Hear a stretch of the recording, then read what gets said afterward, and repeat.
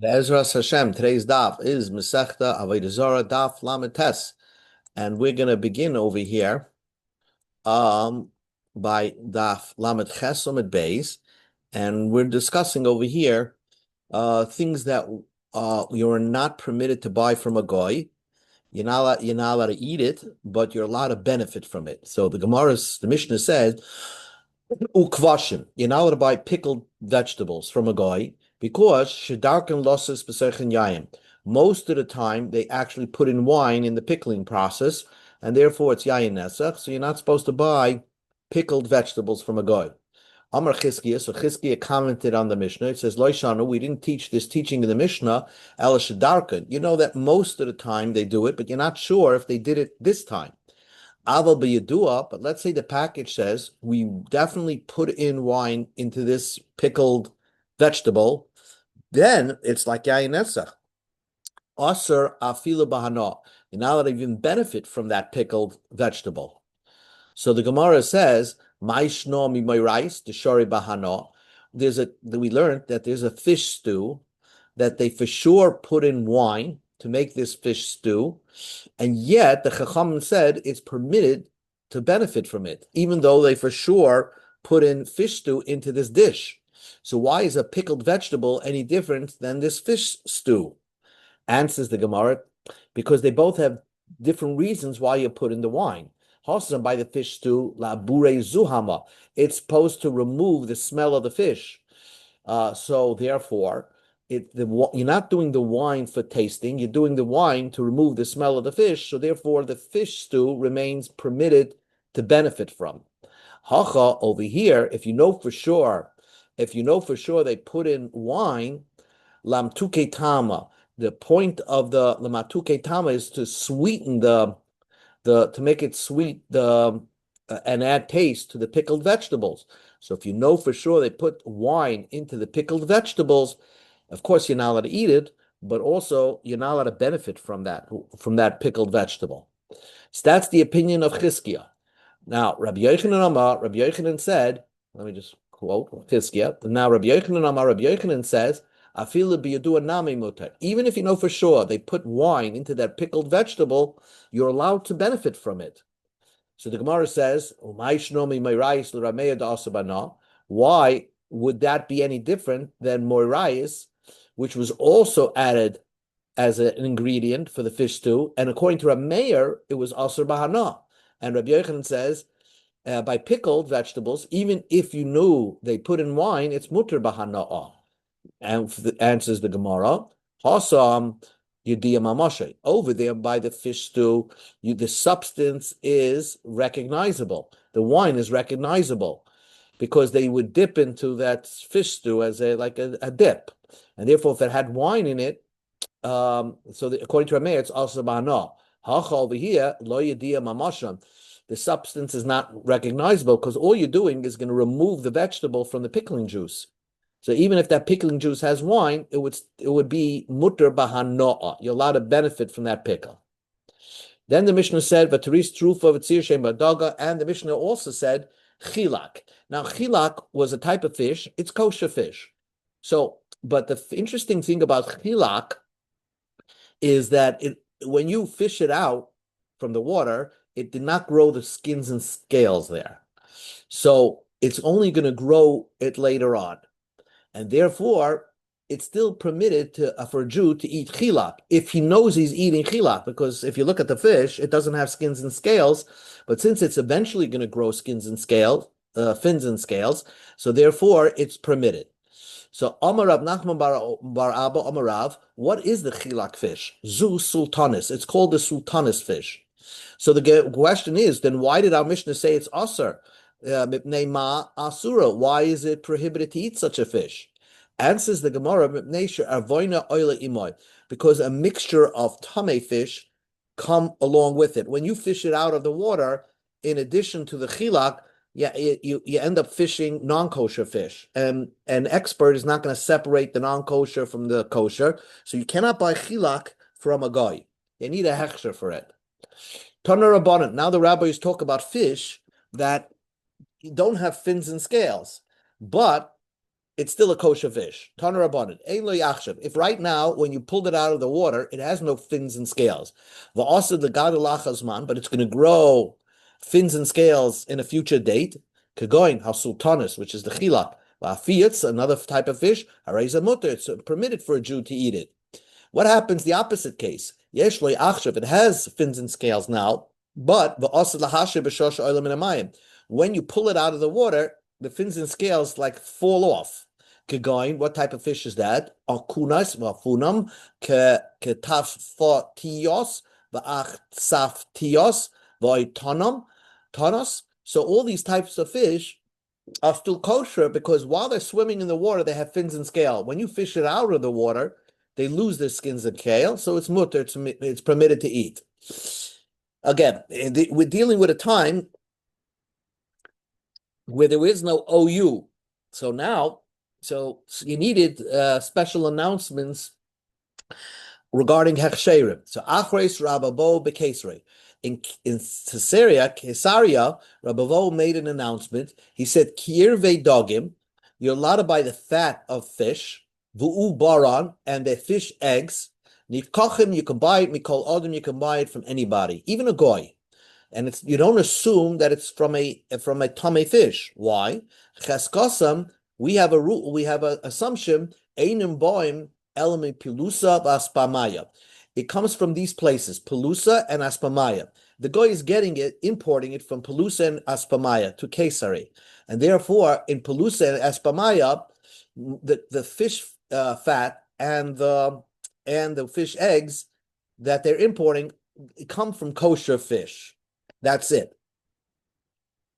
There are certain places in the world that grow only kosher fish. Kihoda Amar Abai said, Hai tzachanta, the Bav Nahari, the chilak fish that comes from the river Bahav, even if a goy is selling it, Sharia, a Jew is permitted to eat it. Why? Because my tama, the reason is because the Gemara is going to say there's no tamei fish in that river Bav. And therefore, the chilak was kosher. So why is there no non-kosher fish in the Bav River? Because the water is so strong that a non-kosher fish can't live there. A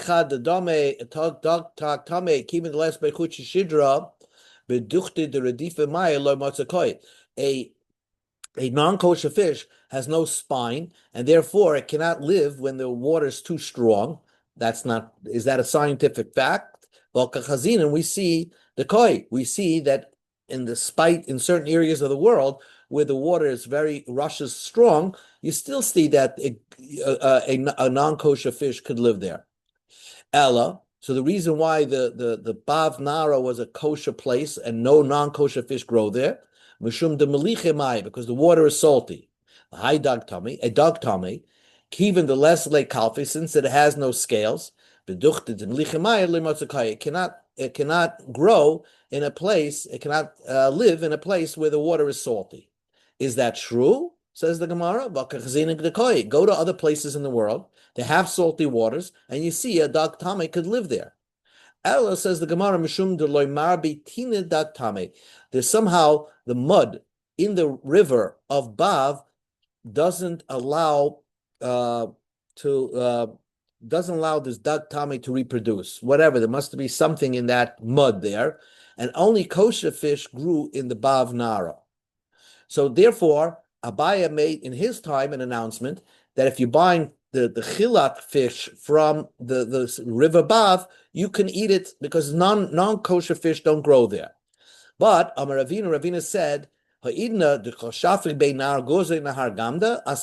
nowadays, they made a canal into that Bav River, a man-made canal from the river Guza and the river Gamda, and therefore non-kosher fish started entering into the river Bav.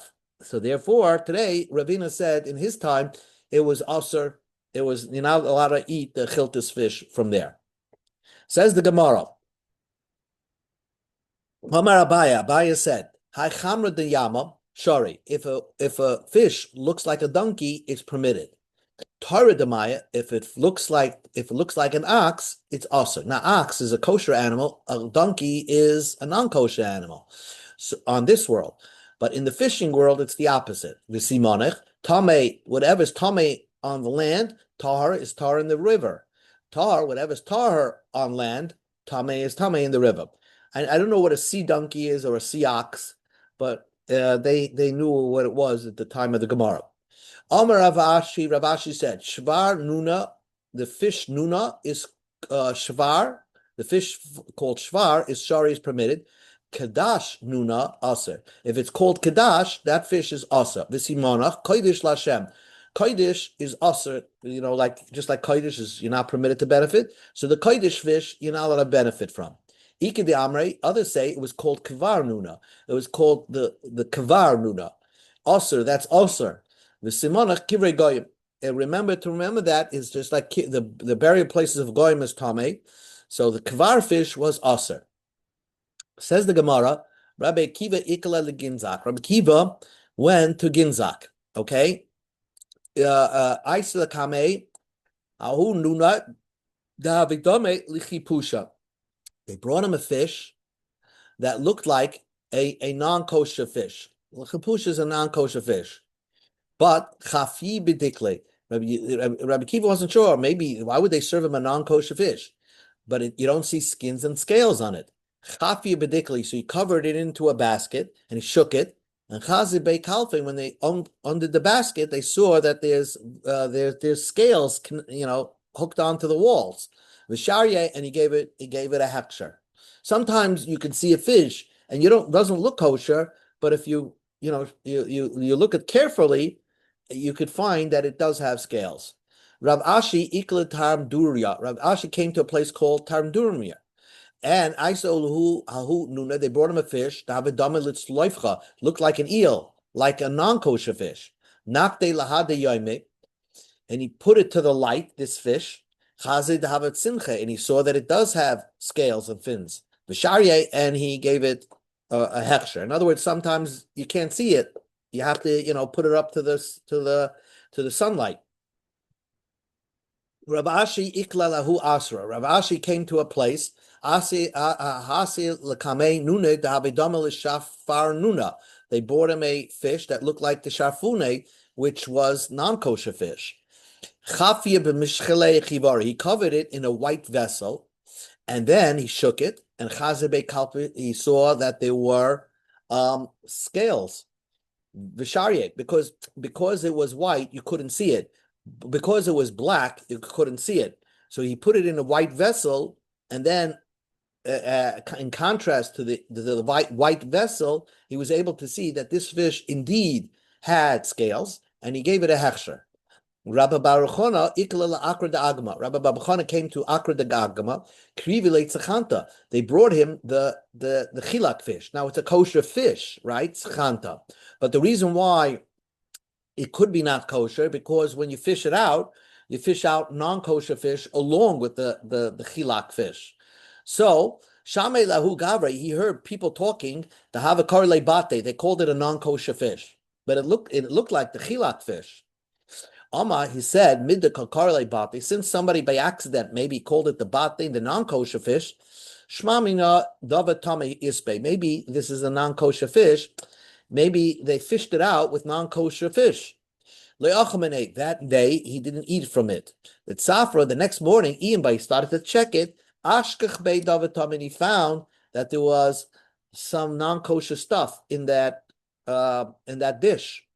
And Kari Bei and Avshe, and God saved him. Nothing bad happens to a tzaddik when it comes to food, and sometimes Hashem gives an extra protection for a tzaddik not to eat non-kosher food. Then we learned in the Mishnah about korich shel chiltis. You're not allowed to buy a slice of the sharp fruit called chiltis. Why? Because my tama, what's the reason? Mishum de mafsek le b'sakimna, because they cut it with their non-kosher knives. Now, afagav de omar mar, noisin tam gam mutar, even though they use their non-kosher knives that they use to cut ham with, and they probably cut ham a few days ago, and therefore, even if it would give taste into a fruit, it would give a repugnant taste into a fruit, so it should be mutter. Agav churfa de chilsisa, because this chiltis is a sharp type of fruit, mechalia le shamnusa, that sweetens the fatness of what's on the knife. So it gives an improved taste. And it's aser. So you're not allowed to buy this chiltis because the knives that they use is non-kosher knives. Says the Gemara. Avdei the Rab Levi, the servant of Rab Levi, have a kamazabin the chiltasa. He was selling chiltas. Now, the servant of Rab Levi was a goy, and he's selling chiltas. Now, he grew up in the Rab Levi house, so he probably even spoke Yiddish.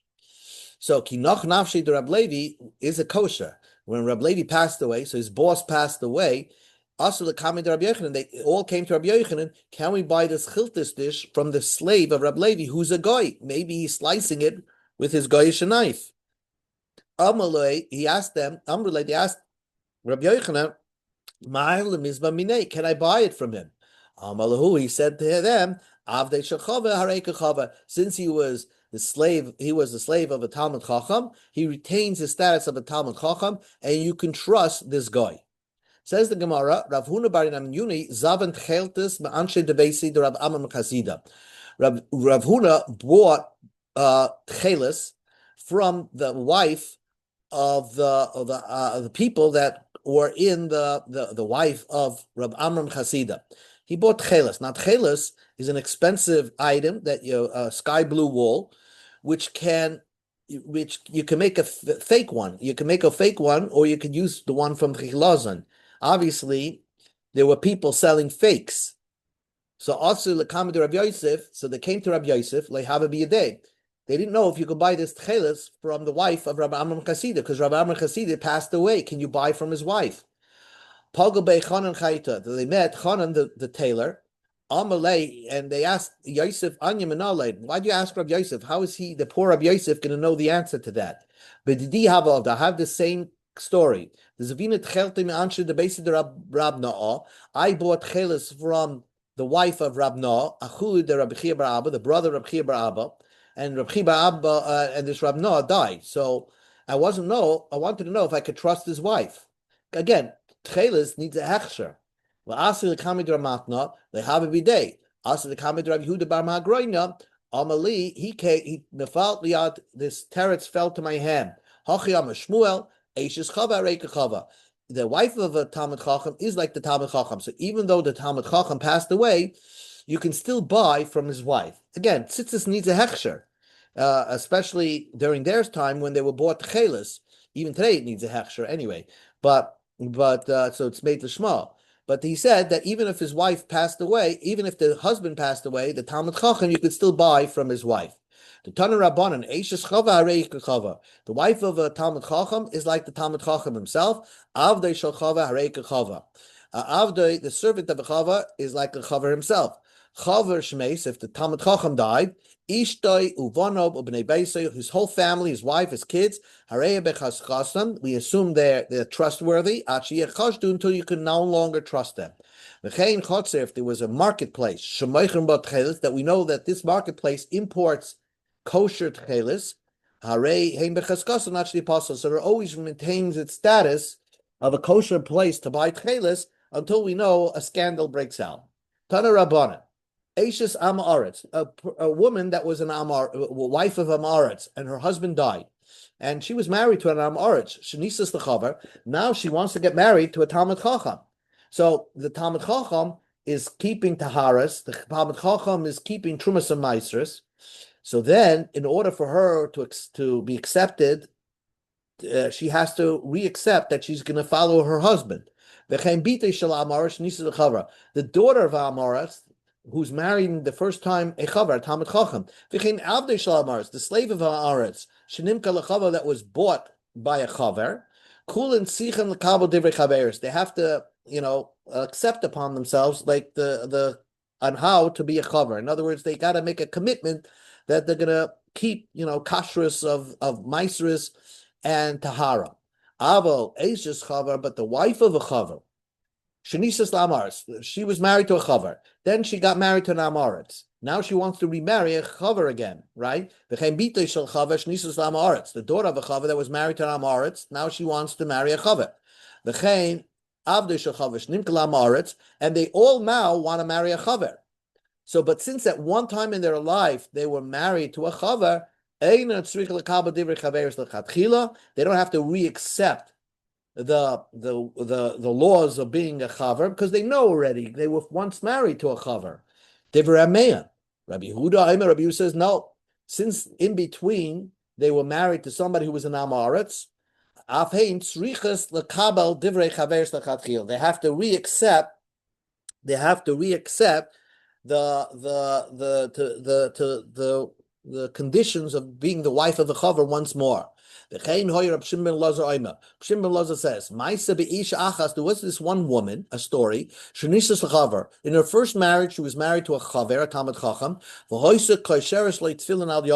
and she would help her husband put on tefillin. And she was married to a tax collector who's a cheska to be a crook, and she would help tie the receipts of his tax collection so she doesn't recollect from somebody he collected before onto his hand, onto his sleeve or whatever. So we see that a husband is nichna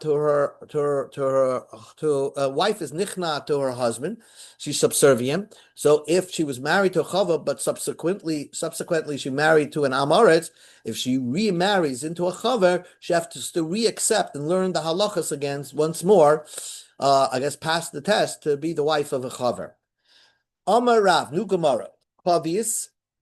The following items called chavius asur b'chais mechel. It's not enough to if you're sending these items, they're kosher items, but you're sending it with a goy, a delivery guy, an Uber delivery guy. So then you need two seals. One seal is not enough because we are afraid the guy is going to switch it out. Tampag, the following items, mutter b'chais mechel. Those are permitted if you have one seal. So the Gemara says like this: chalav, cheese, chalav, milk, basar, meat. So the Gemara assumes, let's say, meat. It's worth it for the goy to break the seal to exchange the meat in the kosher meat for non-kosher meat. Yayin, wine. He steals the wine to do a nesach, tchelis, or takes away the real, like I said, the blue wool and sky blue wool and exchanges it for fake wool, for fake blue wool. So all these things, when you're sending it with a guy, make sure you put two seals, because asurim, we go to Amud Beis, asurim b'chais mechad, they're asur if they just have one seal. Like you see on an airline food, you have two seals on the kosher food. If it's milchiks, chiltis, moirayis, pas, gvina, all these things like pizza or whatever, bread, all these things, chiltis, that fish, moirayis is that fish stew, mutarim b'chais mechad, then it's okay to have just one seal. You don't need a double seal. Because the Gemara says, "Pas l'mayin nekesh law." If you send kosher bread to your friend and you're using an Uber guy to send it, what are you concerned about the delivery guy? If he's going to exchange it, kuriri, cold bread, b'chamimi, for hot bread, made the yadi, you'll know, because you sent cold bread, and now the guy's getting hot bread. The chiti, but the sa'ari, if you're sending wheat bread and he's going to exchange it for barley bread, nami made the yadi. Your friend is going to know that the Uber guy, did something. Iki hadadi, if he's going to exchange it for the same type of bread, kiva the ika chaysemecha, since you already put one seal, like tarich mezayev, what's he going to exchange it for? We're always afraid that he might be hungry and he might open it up, take the bread for himself, and then when he gets to a stop, he'll replace it. But if there's one seal, he's not going to be bothered with that. Says the Gemara, okay, Rav said that pizza, let's say, needs one seal, but milk needs two seals. So the Gemara says, Rav, why is it by cheese? The goy doesn't bother to mess around with one seal. So one seal is good enough. Chalav namif. So by milk also, he's not going to play around. If there's one seal, it should be good enough. Amar Rav Kahana, you're right. You take away milk.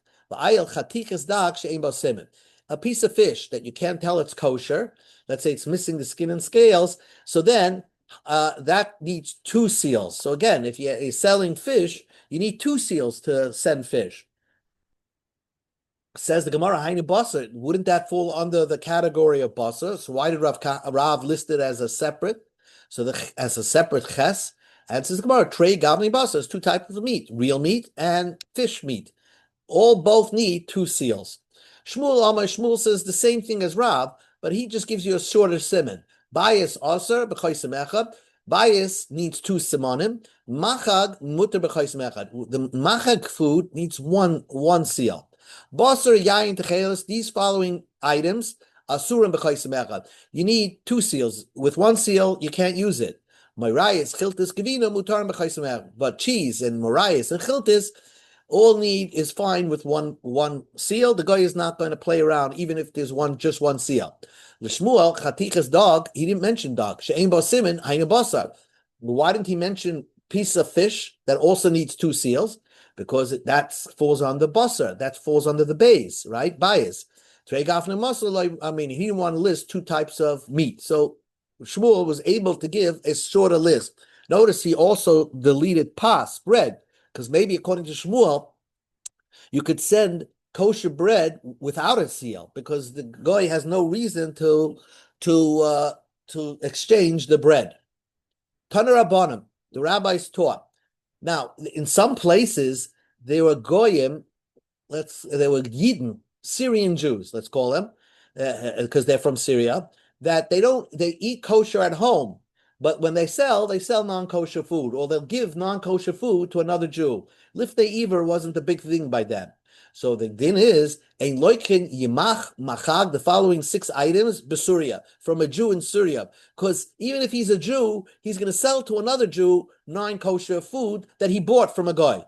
You don't buy from a Syrian Jew lo yain, wine, lo myris, lo cholav, lo melech sal koin doris, lo chiltis, lo gevina. Element of mumcha, unless he's, let's say, a rabbi or something like that, you don't buy it from a Syrian Jew because he got it from a goy and he has no problem giving it to you as a Jew. Says the Gemara, v'kulam, all these cases, if you end up in the Syrian Jew's house, mutter, he's mutter, because he's going to give you, in his own home, he's going to give you kosher food. B'sai le Reb Shuba Levi, Dom Reb Shuba Levi, Shigaloi Balabayas Lebeisoi Mutar. If he sent the Balabayas sent to your house a present, if the Syrian Jews sent to your house a present, Mutar, then you're allowed to have it. Mein Tama, because Balabayas in his own home, the Syrian Jew is going to eat kosher. He's not going to eat Isser. And if he sends you a present, he's going to send you from whatever he eats in his own home. So therefore, if he sends you a present, you can eat it. It's only if he sells it to you, then you have to be careful to not buy from him. Now, another minute, and then we'll stop. Melech sal kondoris. You're not allowed to buy this salt, this Roman salt. My melech sal kondoris. You have to look at what this sal kondoris is. Rav Yehuda Shmuel, Melech shekol kandare rami oichlin oisra. Most of the bread bakers from Rome, they eat this type of salt. It's a very strong salt. I'm not sure why. Taner Rabbanim, so it's not kosher. So the Gemara is going to explain why is it not kosher. Melech sal kandaris. Shchayr, if it's black salt, asur, it's asur. Levana, if it's white salt, muter is permitted. Divrei Rab Meir. Rabbi Yehuda Omer the opposite. Levana asur, if it's white, it's asur. Shchayr muter, if it's black, it's muter. Rabbi Yehuda ben Gamliel, Mishum Rabbi Chanina ben Gamliel, Omer zu v'zu asur. Whether it's white or black, it's both asur. What's the reason? Amar Rabba Bachana Rabbi Yochanan, l'divrei Omer levana asura kirvas dagel leveim tameim mu'ruv ba. If it's white, they mix the fats of a tame fish who is white into that salt.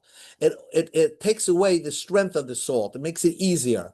So if you say that the black salt is also because they use black fish, black tame fish, the fats from black tame fish, there's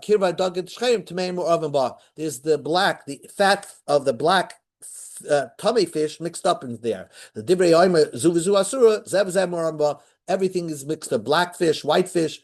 There was an old guy in my neighborhood that used to take he would pour fat of a chazer on top of this salt, I guess to make it nice looking. So that's why it's not kosher. The Mishnah ended off, Harei El Yisurim, those foods mentioned in the Mishnah, you cannot eat, but you're permitted to benefit from. What is this excluding? The Chizkiah, L'muta biyadua. According to Chizkiah, this pickled vegetable, if you know they put wine, not only is it asur b'hana, not only is it asur to eat, but it's also asur b'hana. That's not included in the Mishnah. Rabbi Yochanan, according to Rabbi Yochanan, Amute Merayas, Ugvinas Beins Unyanki, all these things where Ustamak Rameir, like Rameir said, that Rameir says these things, since they put wine in them, or they use the cheese was made in an Avodah Zarah animal, that's not only asur to eat, but it's also asur b'hana. Okay, we'll begin the next Mishnah tomorrow. Bez Hashem.